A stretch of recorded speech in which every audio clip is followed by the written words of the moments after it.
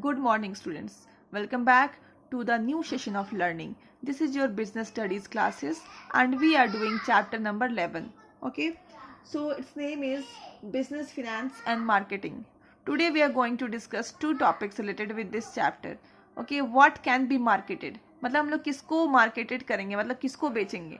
Generally आ product और a service which is marketed. हम लोग जनरली किस चीज़ को मार्केटिंग करते हैं? प्रोडक्ट होता है या फिर सर्विस होता है. ठीक है, दिस थिंग्स यू नो. ठीक है, अब प्रोडक्ट क्यों क्या होता है? प्रोडक्ट को ज़्यादा इलेबरेट करते हैं तो समझ में आता है. Product is something which a seller sales and buyers by.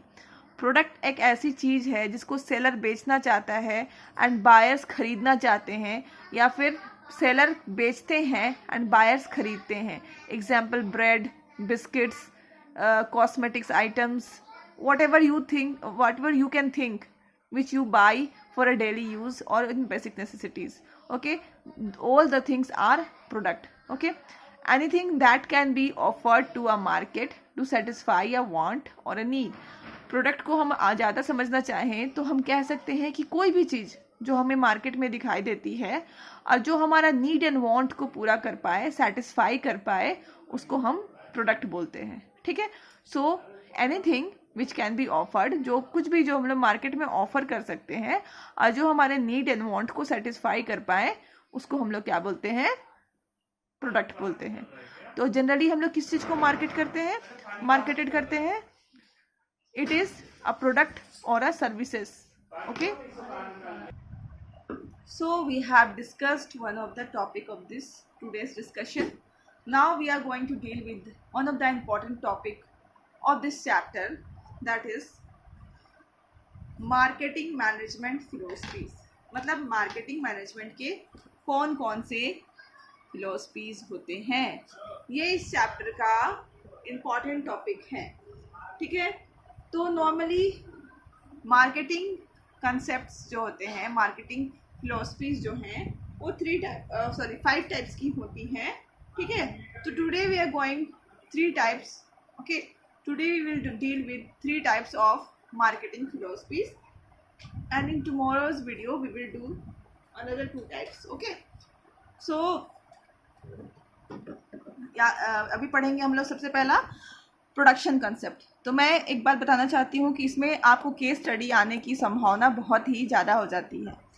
तो प्रोडक्शन कंसेप्ट क्या होते हैं? प्रोडक्शन कंसेप्ट का मतलब होता है कि आप ऐसा प्रोडक्शन करो. ठीक है, ये जो प्रोडक्शन कंसेप्ट है ये फोकस करता है कि जो आप बहुत ज़्यादा प्रोडक्शन करो.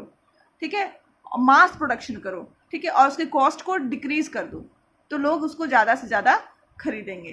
ठीक है, तो इस कॉन्सेप्ट के अंदर हम लोग यही पढ़ते हैं. So let's go through the book. Production companies कहती हैं, प्रोडक्शन कंसेप्ट कहती हैं कि कुछ कंपनीज का ऐसा मानना है कि हम अपने प्रोडक्ट्स को बहुत ही ईजिली बेच सकते हैं जब वो इनएक्सपेंसिव हो, मतलब एक्सपेंसिव ना हो. ओके, कुछ कंपनीज का मानना है कि हमने प्रोडक्ट्स को बहुत ही ईजिली बेच सकते हैं कि जब वो इनएक्सपेंसिव हो, मतलब उसकी दाम बहुत ही कम हो और वो ईजिली अवेलेबल हो. ठीक है, ईजिली अवेलेबल मतलब उसका हर एक जगह पे स्टॉल लगा दीजिए, हर एक जगह पे वो सेलिंग स्टार्ट करा दीजिए और वो बहुत ही कम रेट की होती है. ठीक है, जैसे हम याद करिए कि ठेले में कुछ सामान होती है जिसकी रेट कम होती है, जो हमेशा हमारे गली मोहल्ले में आते रहते हैं. ठीक है, हर एक माल ये वो करके. ठीक है, उसमें क्या होता है कि उसकी क्वालिटी इतनी अच्छी नहीं होती है, बट क्या होता है कि उसकी रेट काफ़ी कम होती है. ठीक है, और देखना कि उसमें बहुत सारे लोग बहुत ही इंटरेस्ट दिखाते हैं. क्यों दिखाते हैं? क्योंकि इसकी रेट कम है. Okay, it is available in low cost. Okay, तो इस कुछ कंपनीज का मानना है कि हम अगर अपने प्रोडक्ट को ज़्यादा से ज़्यादा सेल करना चाहते हैं तो उसकी कॉस्ट जो है वो कम रखें, उसको इनएक्सपेंसिव हो और वो ईजिली अवेलेबल होना चाहिए.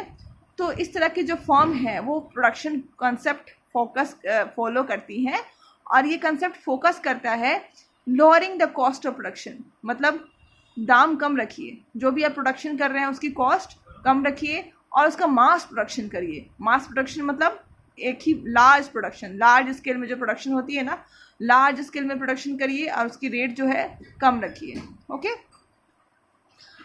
But the drawback of this concept is, इसकी सबसे बड़ा ड्रॉबैक या तो लिमिटेशन ये है इस कंसेप्ट की कि हमेशा लोग इन्फीरियर क्वालिटी का गुड्स या फिर इनएक्सपेंसिव ख़रीदना नहीं चाहते, क्योंकि कोई भी लोग जो एक बार उसको यूज़ करते हैं तो उनको पता चल जाता है कि अरे इसकी कॉस्ट कम है तो मतलब ये क्वालिटी का अच्छा क्वालिटी का गुड्स नहीं है। ठीक है, तो ये इसकी बहुत बड़ी ड्रॉबैक है कि हमेशा लोग क्या मतलब हमारी जो सोसाइटी में बहुत सारे टाइप्स के लोग हैं, तो बहुत लोग चाहते हैं कि हम अच्छा सामान गुड क्वालिटी गुड्स खरीदें, भले थोड़ा पैसा लगे बट हम लोग को क्या करना चाहिए, अच्छी क्वालिटी का सामान ही यूज़ करना चाहिए।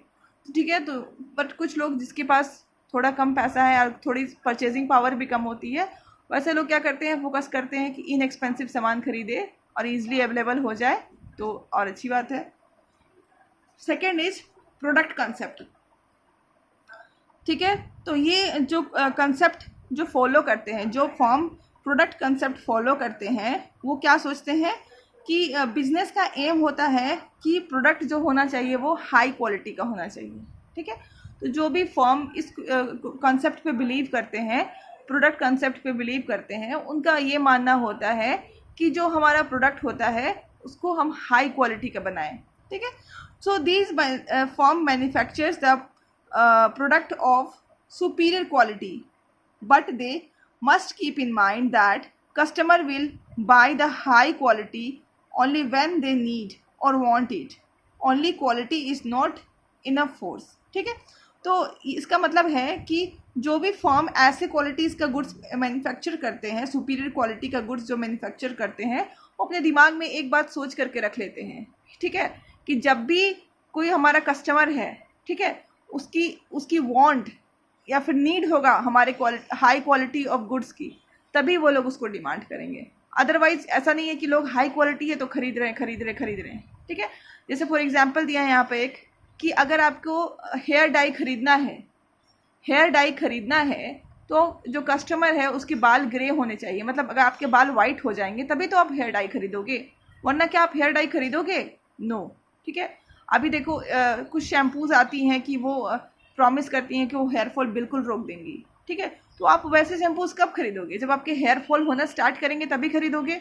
तो ऐसे जो प्रोडक्ट कंसेप्ट जो फॉर्म जो बिलीव करती है प्रोडक्ट कंसेप्ट में, वो लोग ये सोच के बिलीव करती है कि ठीक है हमारी जो हाई क्वालिटी की जो गुड्स है वो लोग तभी खरीदेंगे जबकि हमारा क्या होगा, उनको उनका नीड या फिर वांट या फिर डिज़ायर होगा उसको खरीदने का, या फिर कुछ ज़रूरत होगा तभी वो खरीदेंगे। ऐसा नहीं है कि हाई क्वालिटी है तो लोग खरीद रहे हैं। ठीक है, तो यहाँ पे मेन फोकस इनका रहता है कि हाई क्वालिटी डालने का और उसमें बहुत सारे फीचर्स और ऐड करने का। Okay, third is selling concept. Selling concept में जो फॉर्म सेलिंग कंसेप्ट में बिलीव करते हैं वो क्या सोचते हैं कि in order to make a customer buy a product he और she need to be convinced and customer can be convinced by undertaking some aggressive selling and promotional effort. वो कहते हैं कि अगर हम चाहते हैं कि कस्टमर हमारा प्रोडक्ट बाई करे, खरीदे, ठीक है, तो उनको थोड़ा कन्विंस करना पड़ेगा। ओके, उनको थोड़ा कन्विंस करना पड़ेगा और कस्टमर को कन्विंस करने के लिए कुछ selling and promotional efforts. Okay, मतलब आप प्रमोशनल एफर्ट्स का मतलब आप समझ रहे होंगे, जैसे बाई वन गेट वन हो गया, एक शैम्पू लीजिएगा तो फेस वॉश फ्री मिलेगा आपको। ठीक है, एंड अभी लीजिएगा तो एक लीजिएगा तो 20% डिस्काउंट, 2 लीजिएगा तो 30% डिस्काउंट और 3 लीजिएगा तो 50% discount. We all go through this types of ads. ठीक है, हम लोग सबको पता है ये सारी चीज़ें हैं। तो यहाँ पे सेलिंग कंसेप्ट में यही जो भी फर्म इस पर बिलीव करते हैं वो यही सोचते हैं कि ठीक है अगर हमें कस्टमर को कन्विंस करना है अपना प्रोडक्ट खरीदने के लिए, उनको कन्विंस करना है, तो उनको क्या करना पड़ेगा, उनको कन्विंस करना पड़ेगा। ओके, और क्या कन्विंस करना पड़ेगा कि selling aggressive selling and promotional जो एफर्ट है उसके थ्रू उसको कन्विंस करना पड़ेगा। With selling concept the firm can make a customer buy something when the customer has no intention of buying it. Okay, तो सेलिंग कंसेप्ट के through जो firm इस पर बिलीव करते हैं उसमें ये मानते हैं कि अगर कस्टमर कुछ खरीदना नहीं भी चाहता है तो भी वो क्या कर सकते हैं, उनको कन्विंस करा करके वो सामान खरीदवा सकते हैं। ठीक है, उनका ये बिलीव है कि अगर कोई कस्टमर कुछ सामान नहीं खरीदना चाहता हो तो भी उसको वो मोटिवेट करके वो सामान बाई करा देंगे, ठीक है। Firm rely in selling concept, make use of advertising power and other persuasion techniques to influence the customers. जो भी फर्म इस सेलिंग कंसेप्ट में बिलीव करते हैं वो एडवर्टाइजिंग को यूज़ करते हैं एज अ पावर, ताकि सामने वाले कस्टमर को वो कन्विंस कर पाएँ अपने प्रोडक्ट के लिए। एंड बहुत सारे टेक्निक्स यूज़ करते हैं, लाइक आई टोल्ड यू ना, बाई वन गेट वन। फिर आप देखोगे कि चिप्स का पैकेट है, उसमें लिख देंगे 10% एक्स्ट्रा, ओके। एक साबुन के साथ, टूथपेस्ट के साथ साबुन फ्री एंड ऑल, ओके, ठीक है। तो सेलिंग कंसेप्ट बिलीव करती है सेलिंग व्हाट यू हैव, मतलब जो भी आपके पास है सब कुछ बेच दो। सेलिंग कंसेप्ट यही बिलीव करती है कि जो भी आपके पास है वो सब कुछ बेच दो, ठीक है। So under this concept the product is sold by hook और क्रुक। तो इस कंसेप्ट में प्रोडक्ट को आपको बेचना है वेदर बाय हुक और बाय क्रुक, ठीक है। सेल में बेचो, डिस्काउंट में बेचो, जैसे बेचना है बेचो, but you have to sell the product. Selling concentrate on the requirement and need of the producers and sell whatever is produce. Selling concern ये नहीं देखती है कि क्या है, नीड क्या है, क्या रिक्वायरमेंट है। उनका ये बिलीव है कि हमने जो भी प्रोड्यूस किया है हम उसको क्या करेंगे, सेल करेंगे, ठीक है। They do not try to find out the requirements और need of the customers, okay. I told you they don't know what is the need of the customers, they just try to manipulate the customers, okay. वो customers को change कर सकते हैं, manipulate कर सकते हैं और आपके पास जो है उसको बेच देंगे। तो यहाँ पे लोगों का क्या मानना है कि जो आपका जो सेलिंग है, इनका प्राइम मोटिव ये है कि आपके पास जो भी है उसको सेल करो और उसमें कैश में कन्वर्ट करो, वेदर विथ फेयर मीन्स और अनफेयर मीन्स, ठीक है। फेयर मीन्स यूज़ करो, लगता है ये चाइनीज़ कंसेप्ट है, you know, selling concept, okay. The firms following selling concept must know that the buyer can not be manipulated many times. तो selling concept जो बिलीव करते हैं उनको ये समझना चाहिए कि बायर्स जो हैं वो हमेशा मैनिपुलेट नहीं हो सकते। मतलब मान लो आप एक बार किसी को चीट कर दो, एक बार कन्विंस कर दो कि हाँ हमारा सामान ले लीजिए ये वो, बट हमेशा ऐसा नहीं हो सकता है कि आप इस कंसेप्ट पर चलते हुए हमेशा किसी को मैनिपुलेट कर दोगी जब उनका इंटेंशन खरीदने का ना हो, ठीक है। तो एक बार जो अगर कोई रॉन्गली कन्विंस्ड हो भी गया तो अगर उससे सामने वाला कोई पूछेगा कि आपका ये जो फर्म है, ठीक है, गुड्स कैसा था, तो he can spoil the image of the goods, okay. So selling can succeed in the short run and not in the long run। मतलब आप किसी को एक दो बार मैनिपुलेट करके ये सेलिंग कंसेप्ट का पार्ट बना सकते हो, बट हमेशा ये नहीं चलने वाला है, ठीक है। So this is all I have to explain for today. Hope you understood this video and tomorrow I will come with more topics of this chapter. Thank you and keep learning. Stay safe.